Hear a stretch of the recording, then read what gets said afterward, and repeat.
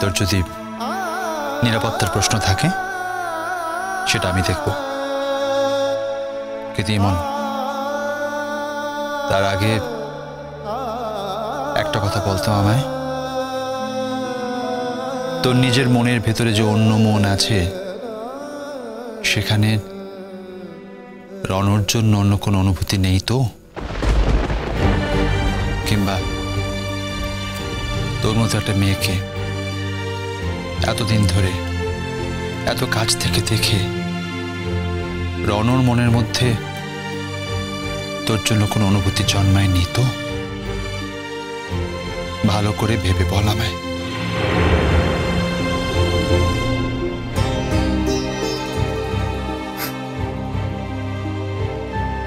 তোমার ভাই আমাকে যে ভালোবাসে না এটা আমি কিছুতেই বলতে পারবো না দাদা ভাই। ভালোবাসে, কিন্তু সেটা অন্য ধরনের ভালোবাসা।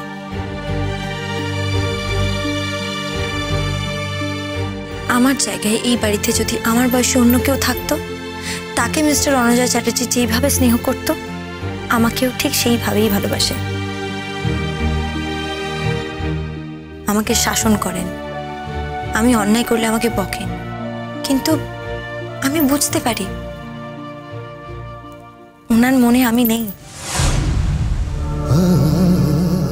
উনি আমাকে সেই অর্থে ভালোবাসেন না। এই কথাগুলো বলতে আমার খুব খারাপ লাগছে দাদা ভাই, কিন্তু কি করব? আমি তোমার চোখের সামনে দাঁড়িয়ে তোমার চোখে চোখ রেখে আমি মিথ্যে কথা বলতে পারছি না। আমি এমনিতে মিথ্যে কথা বলতে পারি না, আর তার উপর যদি আমার সামনে কোনো সৎ মানুষ থাকে, মন থেকে প্রকৃত ভালো মানুষ থাকে, তার সামনে তো আমি আরোই পারি না। ঠিক আছে, মুখ ফুটে আর কিছু বলতে হবে না, বুঝতে পারছি। আমি কথা বলবো, তোর সাথে কথা বললে আমি আমার সিদ্ধান্ত একটু হলেও বদলালাম। রূপকথার সাথে কথা বলবো, আমি ওর মতামত জানতে চাইব, তবে সেটা করব তোর জন্য, তোর স্বার্থে। আমি চাই না কোনো কিছুর বিনিময়েই তোর সঙ্গে আমাদের বাড়ির সম্পর্কটা চলে যাক, আর আমার ভাইয়ের সম্পর্কটা নষ্ট হয়ে যাক, সেটাও আমি চাই না। একটা কথা বলতো আমায়, রণ যদি তোকে ভালোই না বাসবে, তোর জন্য ওর মধ্যে যদি কোনো রকম টান নাই থাকবে, তাহলে কেন ও তোকে পাহাড়ে নিয়ে গিয়েছিল?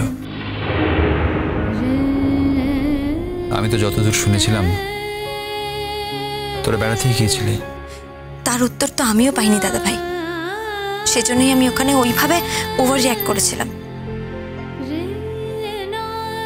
আমি তো জানতামই না যে উনি আমাকে বেড়াতে নিয়ে যাচ্ছেন আমাদের ম্যারেজ অ্যানিভার্সারি সেলিব্রেট করার জন্য। উনি তো আমাকে অন্য কথা বলেছিলেন, ইনফ্যাক্ট পুরো বাড়িকেই মিথ্যা কথা বলেছিলেন। উনি বলেছিলেন আমাদের নাকি যেতে হবে, কারণ ওনার অফিসিয়াল একটা মিটিং আছে, একটা গেট টুগেদার আছে, ওনার বসেরা তাদের ওয়াইফরা সবাই আসবে, আর আমাকে ওনার ওয়াইফ হিসেবে ওখানে যেতে হবে। আমি তো গিয়েছিলাম যাতে ওনার কোনো ক্ষতি না হয়ে যায়, আমি ওনার কাজের কোনো ক্ষতি চাইনি। কিন্তু ওখানে গিয়ে যখন আমি জানতে পারি যে পুরোটাই মিথ্যে, উনি আমাকে মিথ্যে কথা বলে নিয়ে গেছেন, তখন আমার খুব রাগ হয়েছিল। কেন রাগ হওয়ার কি ছিল? তুমি যখন জানো যে একজন অন্য কারোর প্রতি কমিটেড, তারপরেও সে তোমাকে অন্য একটা জায়গায় লুকিয়ে ঘোরাতে নিয়ে যায় একটা বিশেষ দিন সেলিব্রেট করবে বলে, তোমার তখন মনে হবে না যে সে তোমার উপর দয়া করছে? আমি সব নিতে পারি দাদা ভাই, সব সহ্য করতে পারি, আমি কারো দয়া সহ্য করতে পারি না। দেখ ইমন, কমিটমেন্ট শব্দটার ভার অনেক বেশি, ধারও অনেক বেশি। জীবনে একবার কেউ কমিট করেছে বলেই সারা জীবন তাকে সেটা রাখতে হবে বা সে রাখতে পারবেই এমন কিন্তু কোনো কথা নেই। মানুষ বদলায়, সম্পর্ক বদলায়, সম্পর্কের রূপরেখা বদলায়। না, এক্ষেত্রে বদলেছে কিনা আমি জানি না, কিন্তু বদলানোর সম্ভাবনা আছে। আমার ভাইকে আমি যতদূর জানি, যতটুকু চিনি, রণ কিন্তু কখনোই দুদিকে ব্যালেন্স করে চলা ছেলে নয়। তবু তো গিয়েছিল, কমিটেড থাকা সত্ত্বেও সে আমার সাথে বেড়াতে গিয়েছিল। আমি তো জানি সে কমিটেড কি কমিটেড নয়, আমার থেকে ভালো আর এটা কেউ জানে না। আমি ভরসা করি, তোর জানাকে ভরসা করি আমি, কিন্তু তাও বলবো আমরা সবাই মানুষ তো, ভুল আমাদের হয়। তাই তোর জানাতেও কোথাও ভুল হচ্ছে কি না সেটাও একবার ভাবিস। ও রণ,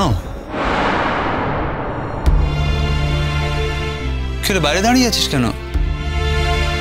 কি আশ্চর্য, নিজের ঘরে নিজে আসবি, বাইরে দাঁড়িয়ে আছিস? আর ভেতরে হ্যাঁ, আসতে তো আমাকে হতোই, একটা খবর দেওয়ার আছে। কি খবর? আর কি ব্যাপার রণ, তোকে কিরম আপসেট দেখাচ্ছে? খুবই সামান্য খবর, আমার ট্রান্সফার হয়েছে।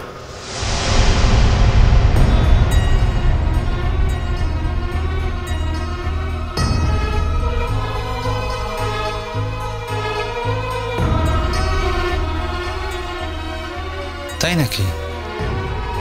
কোথায়? জোর বাংলো।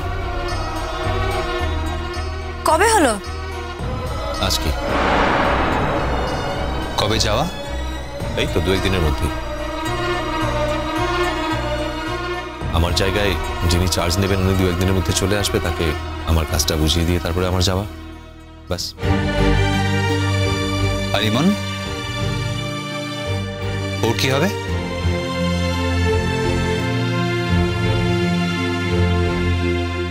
আমার আবার কি হবে? কি হবে?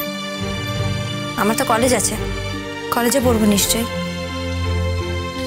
তুমি তোমার পড়াশোনা ক্ষতি করে, কলেজ ক্ষতি করে আমার বদলি জায়গায় যাবেই বা কেন? আমি তো জানি। আর আপনি আমাকে বলবেনই বা কেন? আমি তো জানি আপনি আমাকে বলবেন না।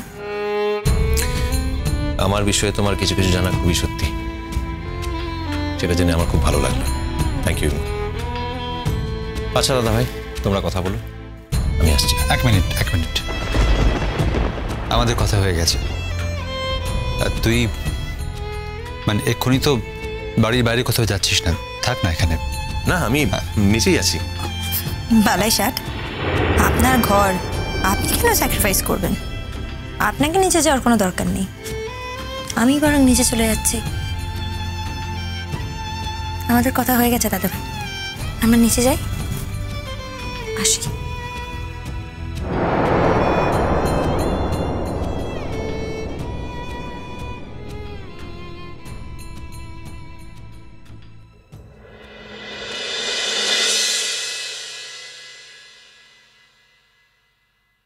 তুমি আমাকে ক্রমশ একা করে দিচ্ছ ইমন। শুধু তুমি বুঝতে পারছো না যে একা হওয়ারও একটা নেশা আছে।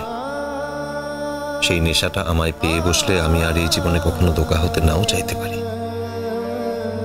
ভালো থেকো ইমন। তোমার অপমানের প্রতিশোধ নিতে আমি নিজেই অফিসে গিয়ে ট্রান্সফারের রিকোয়েস্ট করেছি। স্যার তো অবাক হয়ে আমার মুখের দিকে তাকিয়ে বলেছেন, তোমার মতো একটা কমিটেড ছেলে, তোমাকে আমরা হারাতে চাই না এখান থেকে। তুমি নিজের ক্যারিয়ারের উন্নতি ছেড়ে একটা রিমোট জায়গায় যেতে চাইছো কেন? কিন্তু আমি স্যারকে বলতে পারিনি। স্যার, আমি রিমোট জায়গায় যেতে পারলে আরো বেশি খুশি হব। আপাতত রিমোট জায়গাতে গিয়ে আমি একা থাকার নেশাটা তৈরি করে নিতে পারবো।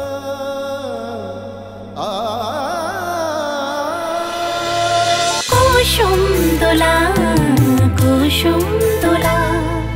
স্টার জলসার প্রিয় শো দেখার জন্য সাবস্ক্রাইব করুন আমাদের ইউটিউব চ্যানেলে এবং আপডেটেড থাকার জন্য প্রেস করুন বেল আইকন। চলো চলো চলো চলো পাল্টাই।